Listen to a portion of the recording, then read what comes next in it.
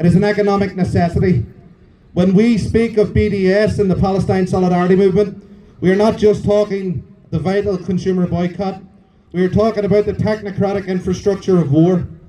Companies like Amazon and Google, through their cloud contracts, provide the digital spine for Israeli crimes in Palestine, which in turn facilitates the illegal war of aggression against Iran. To decolonize our economies is to sever the ties that allow these corporations to profit from the blood of West Asian children. We must also confront the manufacturing of consent here in our own media. The BBC and other imperial mouthpieces have spent months platforming a shameful diaspora, individuals who have traded their heritage for Western favour, cheering on the very bombs that killed their own kin. They hold up that Nepo baby of the dead Shah, a man living off stolen wealth whose family was imposed on Iran by British bayonets a century ago.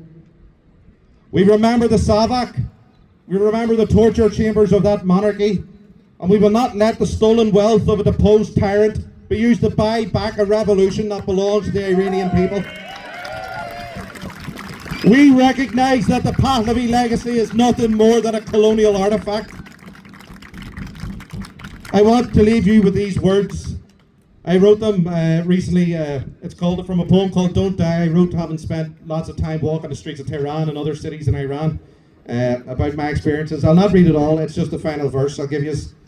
I am an Irishman, born of the rain, stout and peat, but I found my own soul on a Tehran street. Beirutification is a playwright's cold lie. A nation is more than the way it might die. The sympathetic European is a role I disdain. I offer no pity, only blood-tethered pain. They say don't expire, they say don't stay alive, as if it were a choice to merely survive.